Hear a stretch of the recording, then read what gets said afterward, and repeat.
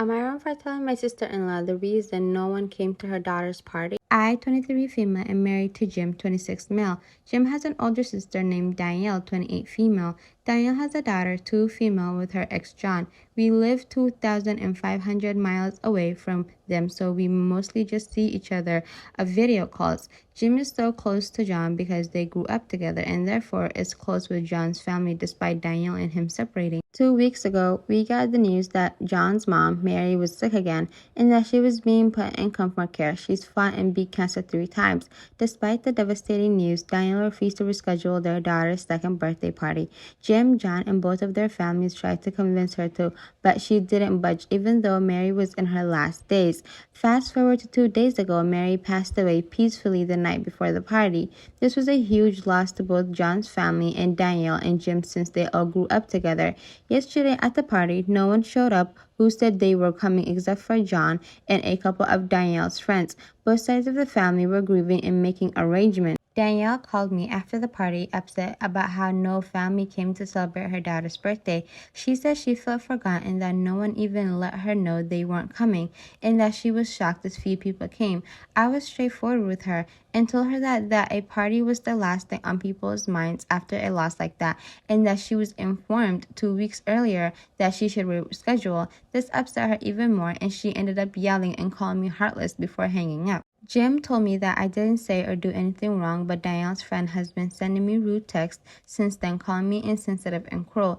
It's making me question if I might have been an a-hole. How are people cruel and what do you call it?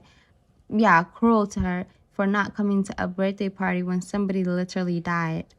Somebody who's been struggling with cancer all those years just died and passed away, and you're saying that people are cruel because they didn't want to come to a birthday party that you can literally reschedule any other time? Am I the a-hole for telling my mom she should learn how to keep her legs closed? So I, 15, and my mom, 37 female, have never really had a great relationship. We have the same attitude, so us together doesn't really work out. Also, she's always getting herself into toxic relationships, which ends up affecting me and my sisters, 19 female and 9 female. A few months ago, my mom started seeing this guy, Fred, 45 male. At first, he seemed like a great guy, taking my mom out, buying her flowers, chocolates, etc. I liked him. He was nice. 2 months ago, I found a paper on our kitchen counter. I'm not really sure what they're called, but it was basically stating that my mom was putting in her 30-day notice to leave our apartment. I asked my mom about it, and she said that Fred wants us to move in with him and his 2 kids. However, she was asking me and my younger sister if we were okay with it.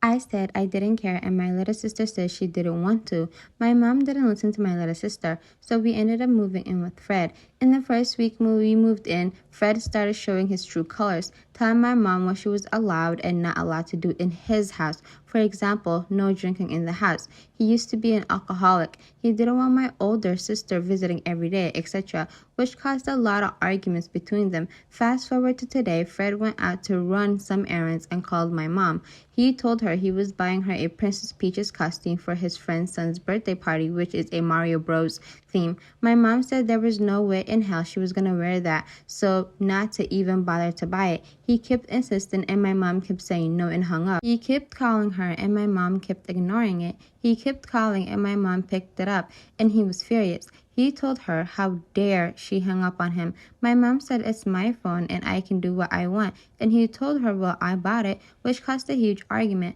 My sister's girlfriend and sister were there at the time. My mom told him that she has had enough of his bull and she wanted to leave. So she went to Walmart, bought some boxes to put out clothes and belongings in, called my aunt, and we packed everything and left. We moved in with my sister to their 1-bedroom apartment. I was so mad at my mom for putting us in this situation. I was already tired of my sister's girlfriend telling me that it's her house, so I had to follow the rules for the millionth time.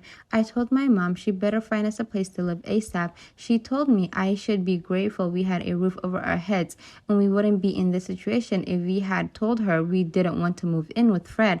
I was furious at that point and corrected her by saying if only she knew how to keep her legs closed and thought with damn, with the ration and not us, we wouldn't be in this situation. So to stop blaming me and my sister for it, she slapped me and called me ungrateful B-word. My sister and cousins keep telling me that I crossed the line for basically calling my mom a HO, but I was tired of her blaming me and my sister for her bad decisions. So am I the a-hole for telling my mom she should learn how to keep her legs closed? You kind of are. Oh, who talks to their mom like that? That's so disrespectful. But on top of that, like, I never really understood people who uproot their children for any small relationship that they're in. Like, she could have just kept her apartment because at the end of the day, this is a random man. You do not know his behaviors. You do not know how he is. You do not know how he's gonna, act towards your kids or just in general. She could have just kept dating him. If she wanted to spend nights at his house, she could have done that. But why did they have to move in? Clearly, it sounded like they already had an established place. Like, people who just, uproot their children for any small convenience is crazy to me. I do not know why. But anyway, OP is wrong. Slut shaming your mom is a bit crazy. In 2023, well, 2024, I don't know. What do you guys think?